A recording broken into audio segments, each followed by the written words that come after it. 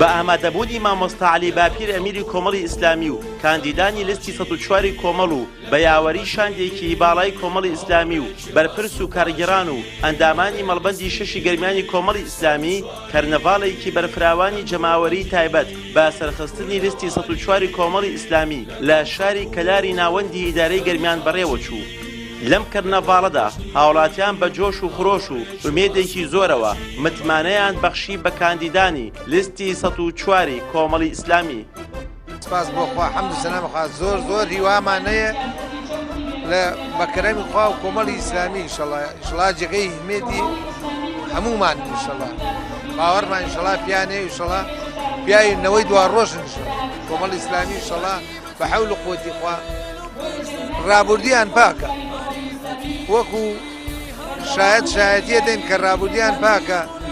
ئینشەڵا بە حەول و قووەتی مامۆستا عەلی چۆن فەرمووی ئێمە کێو بجوڵێ ناجوڵێن ئینشەڵا ناجوڵێن و ئینشەڵا سەرکەوتنی هەر بۆ مسڵمانە داواکەم لە خوای گەورە سەرکەوتنمان پێ بەخشێ بە هەموو مسڵمانانی جیهان و خاستە کۆمەڵی ئیسلامی. من وەکو هاوڵاتیەک نە لیستم و نە هیچ وەکو هاوڵاتیەکی ئەم شارە ئینشەڵا دەنگم 104 و ئینشەڵا متمانە پێیانەکەم و هەر بۆ ئەوان دەنگیشمدا و ئینشەڵا دەنگیشم هەرین ئەوانە ڕاستی و ڕاستگۆیی و دەستپاکی ئەلحەمدولیلا موسڵمانێتی من لەوەتەی هەموو پێگەیمە دەنگم دەنگ ئەوانە ئینشەڵا حتا مردن هەرە و دەنگە لەوە دەرچووە کە مڵکی کۆمەڵ ئەندامێکی دیاریکراوی خۆی بێ کۆمەڵی ئیسلامی ئێستا خاوەن جەماوەرێکی پانتایی گەورەی لە هەرێمی کوردستان ئومێدێکی زۆر گەورەمان پێ ئینشاڵڵا کۆمەڵی ئیسلامی بەکردەوە سەلماندی لە ڕابردوودا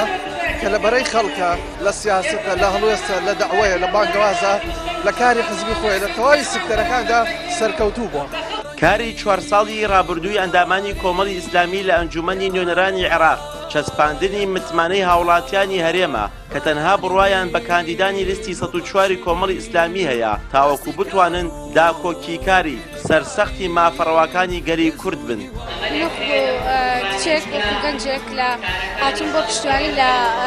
کۆمەڵ ئیسلامی کوردستان لیستی ژمارە 104 کە بەڕاستی